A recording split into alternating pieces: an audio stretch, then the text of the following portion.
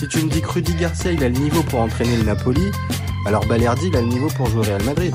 De Laurenti pense que le mec, il dépense 1 euro, il meurt. Guardiola, meilleur coach de l'histoire, c'est même pas le meilleur coach de l'histoire du Barça. Il faut arrêter avec Payet, c'est un grand joueur. Marquinhos, capitaine du PSG? Non mais arrête, il a le charisme d'une nuit. Raphaël Leao du Milan AC est une immense fraude. Alex Ferguson, c'est juste un Giroud qui a eu beaucoup de moyens, c'est pour ça qu'il a réussi. Elle a dit Diouf, c'était pas partie des légendes du football. Si t'enlèves le championnat anglais, allemand, espagnol, italien, portugais, lituanien, la Ligue 1 c'est le meilleur championnat européen. Salut à tous, je suis super content de vous retrouver pour un nouvel épisode du FC Copain. Alors, pour m'accompagner aujourd'hui, je suis avec Raphaël. Salut mon copain. Salut Jérémy, comment ça va? Écoute bien, un petit match du Paris Saint-Germain, obligatoirement on passe par la case RAF. On va faire un petit débrief du match du PSG. Je pense que ça te va mon copain. Avec grand plaisir. Bon, alors on va poser la question aujourd'hui, vous connaissez maintenant le principe du live, on va poser la question, est-ce que le PSG est déjà qualifié pour les quarts de finale? Je vais défendre la théorie du oui, pendant que vous le voyez, mon acolyte me dit que non, il va défendre la théorie du non. Donc toujours OK? Toujours OK. OK, bon, alors je te laisse débuter, je te lance le chrono mon copain, et c'est parti. C'est parti pour toi. Alors, je vais diviser mon argumentaire en deux parties. Comme une composition de français quand on était au lycée, deux parties. Je vais pas faire deux sous-parties non plus, mais deux parties. Première partie, simplement sur le match d'hier soir, où, évidemment, en première mi-temps, tout le monde l'a vu, beaucoup d'injustesse technique, beaucoup de passes ratées, beaucoup de précipitation dans les gestes, peu de coordination dans les attaques. Un qui partait sur un côté, la passe était trop profonde. Il y a eu aussi beaucoup de problèmes défensifs sur le côté de Beraldo. D'ailleurs, on n'a pas vraiment compris pourquoi Lucas Hernandez a débuté sur le banc, surtout qu'on se dit qu'un mec comme ça a été recruté pour ce type de rendez-vous-là. Mais le coach en a décidé autrement. C'est vrai que lorsqu'on a vu la composition d'équipe hier soir et qu'on l'a comparée à celle qui avait plutôt bien joué contre Lille en Ligue 1 le week-end précédent, il y a eu quand même beaucoup de changements. Le principal pour moi, c'est d'avoir retiré Marco Asensio du milieu de terrain, qui avait fait un très bon match à ce poste, pour mettre Fabien Ruiz en numéro 6, ce qui n'est pas vraiment sa position privilégiée. Et pour être franc avec toi, je ne sais même pas s'il a finalement une position privilégiée, tant je le trouve mauvais et inutile sur un terrain. En seconde mi-temps, on a vu, il a repositionné Vitinha en numéro 6. C'était un peu mieux, mais il y a eu des gros problèmes au milieu de terrain parce que Warren Zaïre-Emery est moins bien actuellement, mais ce qui est normal, c'est son âge. Peut-être que il était sur une surexcitation en début de saison, d'être titulaire dans son club formateur. Et voilà. Mais attention, sur les compositions d'équipe, parce que on ne sait pas ce que va prévoir le coach le 5 mars en Espagne. Il est toujours très surprenant dans ses choix et ça peut nous mettre dedans. Il y a des choix parfois incompréhensibles. Et ma deuxième partie va être très très courte. Le Paris Saint-Germain a déjà été éliminé après avoir gagné un match 4-0 à domicile. On est jamais sûr de rien avec ce club. Il peut y avoir énormément de choses qui se passent d'ici le 5 mars. Et dans un stade survolté qui va accueillir un huitième de finale de Ligue des Champions depuis bien longtemps, je pense qu'il faut toujours se méfier. Ce Paris Saint-Germain-là est surprenant, mais il peut être surprenant dans le mauvais côté de l'histoire. On est habitué à ça. Et une dernière chose, juste voilà, pour être franc avec toi, je vais relever tout de même un petit point positif de cette victoire hier soir, c'est qu'on n'a pas eu de carton jaune, donc il y a aucun des joueurs qui était susceptible d'être suspendu au match retour qui sera absent. Voilà, on aura normalement, si tout va bien d'ici là, l'effectif au complet, ce qui est pas négligeable. Eh ben, t'as fini par me trouver quand même un point positif après une victoire 2-0. Les cartons jaunes, on n'a pas pris de carton parce que voilà, en même temps, c'est aussi quand tu prends pas de carton, c'est aussi la preuve que tu mets pas énormément d'intensité dans ton jeu. Tous les cartons ne sont pas mauvais, mais parfois c'est preuve que tu veux rentrer dedans et que tu montres quelque chose Peut-être, mais mon copain, désolé de te dire que je te trouve quand même très alarmiste après, encore une fois, une victoire 2-0 remportée au match aller. Donc, je vais me lancer. Je me lance dans mon avis tranché. Donc, pour moi, non. Le PSG, je vais même être un peu provoque, mais pour moi, le PSG peut même d'ores et déjà préparer son quart de finale. Je manque pas de respect à la Real Sociedad, vraiment pas, parce que c'est une belle équipe. On a vu beaucoup de qualité hier, qui a embêté le PSG au Parc des Princes, franchement, surtout en première période. Pas de problème, mais soyons sérieux, pour moi, cette équipe, elle manque de talent dans les deux surfaces. Et défensivement, j'ai vu certaines lacunes. Alors, la charnière centrale m'a semblé à certains moments prendre un peu l'eau. J'adore Amari Traoré, mais bon, comment il se fait effacer par Barcola sur le but, ça me montre quand même que Amari Traoré, ça reste un défenseur de Ligue 1 et ça reste pas une référence. Et puis offensivement, ok, on peut me dire que Kubo, il a mis un petit peu le feu, mais c'était quand même un peu stérile. Alors, ok, je vais pas en rajouter en disant que j'avais la sensation que la Real Sociedad pouvait jouer pendant 2 heures sans avoir la possibilité de marquer. Mais c'était quand même pas très très long. Alors ok, j'entends bien les craintes des supporters parisiens, tu en fais partie et je l'entends vraiment sans minimiser ça. Et je comprends que vous vouliez pas vous enflammer. Maintenant, si on prend un tout petit peu de recul, faut mettre de côté les fameux épisodes remontada 2017, Manchester ou même le Real en 2022. Vraiment, là, pour moi, il y a eu 1 à 2 classes d'écart entre ce PSG et la Real Sociedad. Si le PSG fait un véritable match, on va dire abouti, voire même juste sérieux, je demande pas, on va dire la masterclass de Luis Enrique, mais juste un match sérieux. Pour moi, le PSG n'a pas à trembler une demi-seconde. Et j'entends bien que Anoeta risque d'être un petit peu survolté pour ce match un petit peu historique pour eux. Mais encore une fois, ce que j'ai pu voir de certaines individualités du PSG me semble largement supérieur à la Sociedad. Donc pour moi, le PSG a pas de quoi vraiment s'inquiéter. Ils peuvent préparer le quart de finale. Ok.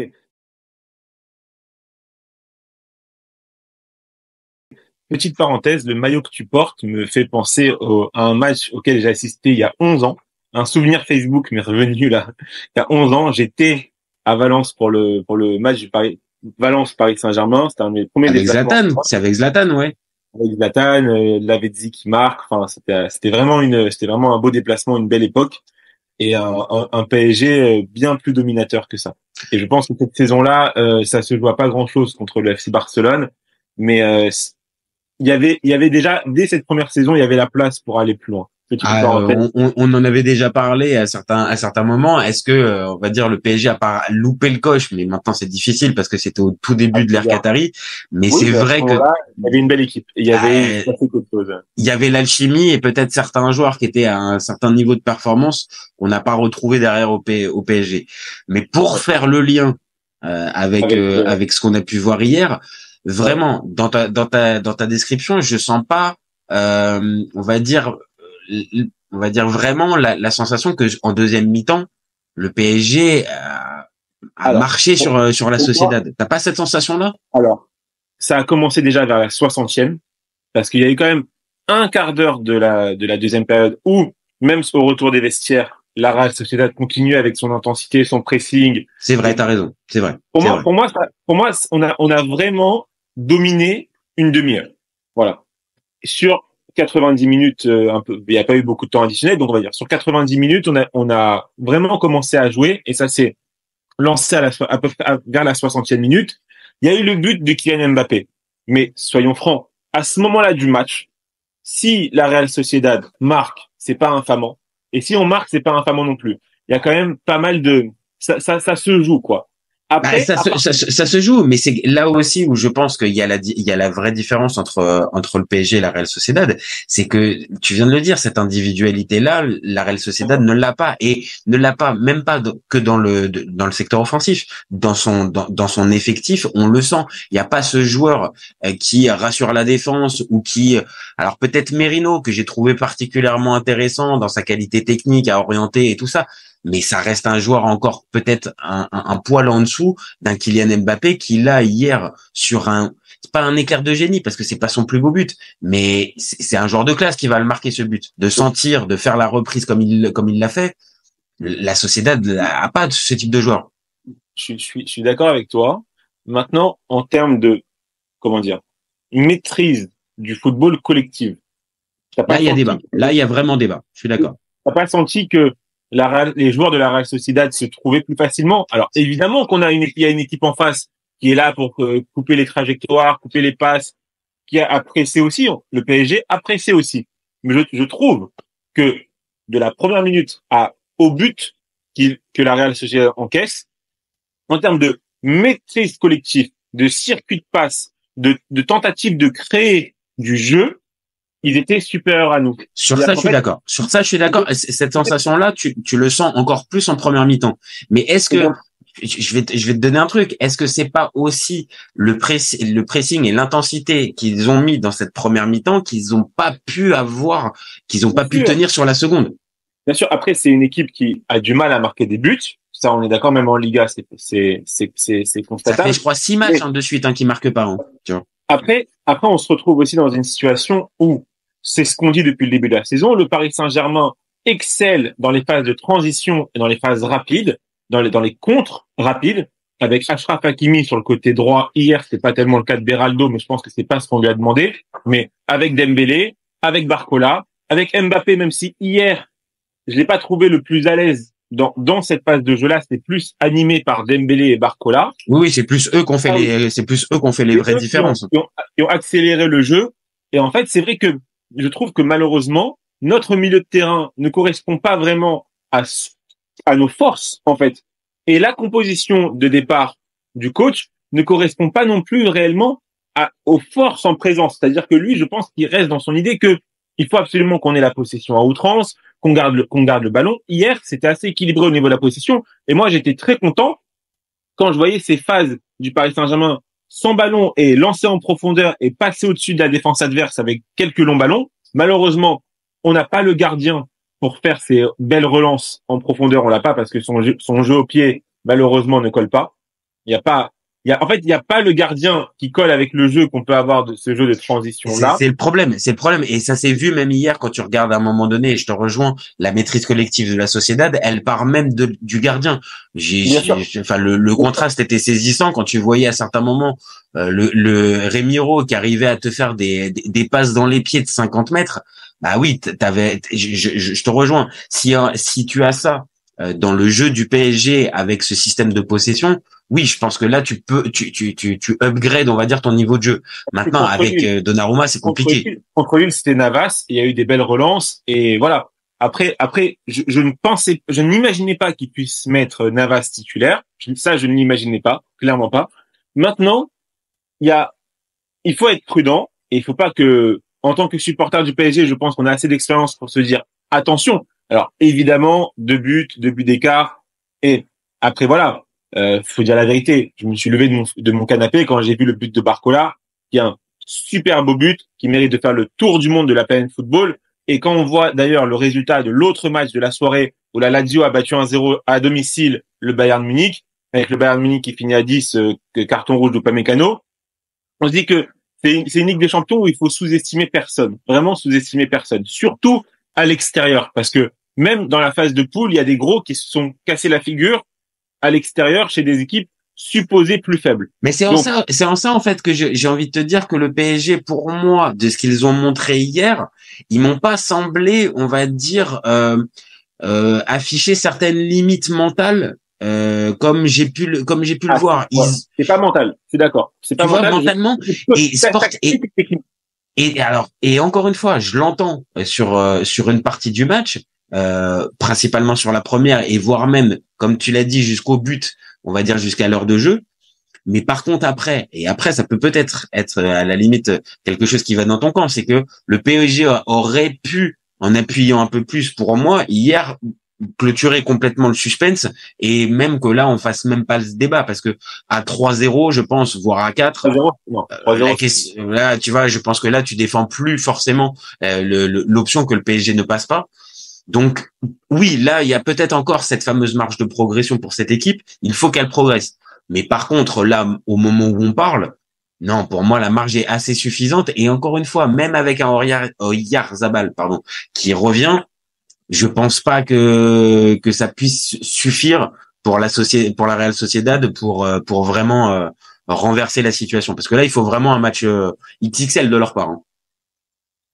Oui. Alors, en fait, c'est dans le prolongement de tout ce qu'on dit sur ce club depuis le début de la saison. En fait, il y a des tâtonnements tactiques du coach encore aujourd'hui. C'est-à-dire que on pouvait imaginer que première partie de saison, phase de poule de Ligue des Champions, il veut prendre ses marques, il fait des tests. On entendait souvent aussi ça. Luis Enrique fait des tests. Mais c'est un test permanent, Luis Enrique. On va être d'accord. En fait, voilà. Luis Enrique, c'est un test permanent. Donc, ça veut dire qu'en fait, quand je discutais avec mes amis avant match, évidemment, on se disait, je ne sais pas à quoi m'attendre de la composition. C'est-à-dire que il est très difficilement lisible. Beraldo, on sait pas vraiment. On a vu que Fabian Ruiz l'avait accompagné en conférence de presse, donc on pouvait imaginer qu'il allait jouer. Mais la dernière fois, il a pris un mec en conférence de presse finalement pour le mettre sur le banc. Donc je me suis dit non. Toi, t'as essayé de le décrypter, t'as essayé de comprendre le Luis Enrique, mais arrête. Je pense que c'est pas possible. Il est illisible et c'est ça peut-être qui fait que en fait, je sais pas si c'est sécurisant pour les supporters. Tu vois ce que je veux dire? Oui, je peux comprendre. Ça, oui, t'as raison. Ça, je peux comprendre. Donc, je me dis, qu'est-ce qui va nous faire d'ici le 5 mars et qu'est-ce qui va nous faire le 5 mars? Qu'est-ce qu'il va mettre en place? Surtout qu'hier, voilà, il fait que 3 changements. Je vois bien qu'il fait rentrer Kolo Muani à la toute fin. Oui. C'est anecdotique. Il sort Barcola, alors que même le commentateur de Canal+, il s'attendait à ce que ça soit d'autres changements pour faire rentrer Marco Asensio au milieu de terrain. Et tu vois, je pense Fabian Ruiz et Beraldo. Que nenni, il a sorti Danilo, il a sorti Barcola. Alors Barcola après le but, il a eu l'ovation, c'est super. Et d'ailleurs, voilà, je pense que on tient quand même un très beau talent avec Barcola. Il faut voilà, maintenant on va dire, faut le marketer un peu, ce Barcola, parce que si c'était Mbappé qui avait marqué ce but-là, mais il serait, waouh, on serait en train de hurler, voilà. Mais je pense que c'est, et je pense, alors, tu vois, toi, tu voudrais le mettre un peu plus en valeur, je peux comprendre, mais de l'autre, je pense aussi, c'est le fait de passer un peu entre les radars depuis le départ, avec forcément Mbappé qui te prend toute la lumière. Je pense que c'est aussi positif pour son éclosion à Barcola. Le fait que justement on ne scrute pas toutes ses performances à chaque fois au crible, qu'on lui laisse un peu de temps et que là il commence à progresser. Et là je te rejoins. Hier le but il est bon. Alors sur le match, je te trouve un peu gentil parce que il y a quand même sur la première mi-temps, mais à l'image de l'équipe, il fait moins de différence. Mais par contre, je suis d'accord, il marque le but, il est sacrément décisif et c'est aussi sur ça qu'on l'attend aussi. Il y avait une action aussi où il a mis Traoré dans sa poche à un moment donné, bon, il pousse après le ballon trop loin et ça, le gardien l'intercepte. Mais vraiment pour le coup, lui et son pendant à droite Dembélé, voilà, là je pense que peut-être simplement au niveau de l'attaque, on tient peut-être le trio. Après, au milieu de terrain, beaucoup de questionnements. Encore aujourd'hui, oui. On est en février, beaucoup de questionnements. Et la défense aussi. Marquinhos fait un match convenable. Il a pas eu beaucoup besoin. Non, et c'est ça. En fait, c'est là où je peux te comprendre, je peux te rejoindre. C'est que tu as des garanties un peu plus sur, on vient d'en parler sur la partie offensive. Dembélé fait une saison quand même globalement pleine. Oui. Il faut pas avoir les statistiques. C'est-à-dire que pour Dembélé, on a compris il fallait pas avoir les statistiques parce qu'en fait, il est à l'avant-dernière passe, il est au décalage qui va emmener un but, il est sur l'accélération. Donc en fait, il faut pas le juger sur les stats. Hier, on a fait un live sur le match du PSG, j'ai sorti no Dembélé, no parti. C'est la sensation, c'est que vraiment c'est lui qui amène le jeu, même si c'est pas un meneur de jeu, même si c'est lui qui apporte ce déséquilibre et la folie. Et comme tu l'as dit, peut-être cette dernière ou cette avant-dernière passe, mais il faut lui laisser, on va dire, le libre cours à sa créativité. Par contre, évidemment, et on aura l'occasion d'en reparler dans un prochain débat, je pense, mais peut-être que les choix, comme tu l'as dit, de Fabian Ruiz et de Beraldo, bon, là, c'est vrai que ça pose question. Ça pose aussi la question de Manuel Ugarte, quand même recruté assez cher. Je suis d'accord. Il n'est pas responsable du prix de son transfert, mais on s'imaginait que ça soit lui le titulaire indiscutable lorsqu'il a fait 3-4 bons matchs au début de la saison avant de voyager en Uruguay, de faire plein de matchs internationaux, de revenir fatigué, malade, blessé, tout ce que tu veux, et de disparaître. Quand Gingli, plusieurs compétitions internationales, là il revient, le coach dit il est pas bien, il est pas dans le groupe, mais il reviendra peut-être pour là c'est fini maintenant. Ça y est, il revient dans le groupe définitivement et il est dans le groupe jusqu'à la fin de la saison. Il y a plus de compétition, il y a plus la Coupe d'Asie, la Coupe d'Asie des jeunes, les Jeux Olympiques. Non, c'est bon, là t'es tranquille. Là normalement tu peux l'avoir pendant les 3 mois qui restent de compétition. On se pose quand même pas mal de questions sur qui animera ce milieu de terrain. Sur la défense aussi, il y a quand même pas mal de questions parce que finalement tu as recruté Skriniar, Beraldo, Lucas Hernandez et pour l'instant tu te dis quel apport, comment ça va évoluer sur la suite de la saison avec cette défense centrale. Tout le monde attend le retour de Nuno Mendes parce que tu te dis que sur le côté Nuno Mendes, Barcola ou Nuno Mendes, Mbappé, on connaît Nuno Mendes, Mbappé. Mais Nuno Mendes, Barcola dans la configuration actuelle, ça peut être totalement, ça peut te changer la phase de ton équipe. Luis Enrique demande souvent à Lucas Hernandez et là à Beraldo d'être le défenseur de gauche, mais qui reste quand même dans un rôle plus axial pour pouvoir laisser Hakimi monter de l'autre côté. Ah, sinon, si t'as 2 flèches avec Hakimi et Nuno Mendes, très bien, mais par contre, il va falloir que tu sécurises. Il faut que tu sécurises un minimum. Tu vas mettre 3 défenseurs centraux pour pouvoir faire monter ces deux-là très haut.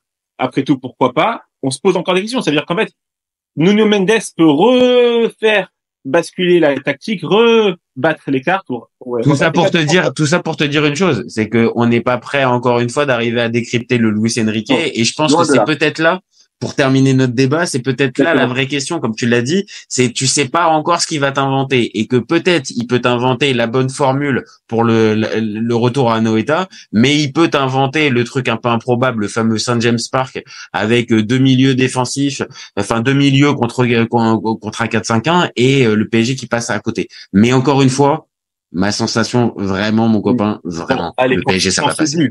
On n'est pas déjà qualifié, mais on se qualifiera. Voilà. Voilà. On a trouvé le compromis pour notre débat. Bon, merci beaucoup. Voilà, c'est parfait. Et en plus, tu vas être content. Ça veut dire que le PSG se qualifie pour les quarts de finale, donc c'est la finalité que tu voulais. Bon. Exactement. Et voilà. Bon, merci mon copain. Merci à toi. À très vite. Et puis nous on se retrouve très vite pour un nouvel épisode. N'hésitez pas à nous donner vos avis. Dites-nous si pour vous c'est déjà joué ou si au contraire le PSG a encore tout à craindre de ce match à Anoeta. Commentez, likez, partagez, abonnez-vous aussi et vous gardez en tête quoi, ces copains, on est ouvert toute l'année. Ciao les copains. Ciao.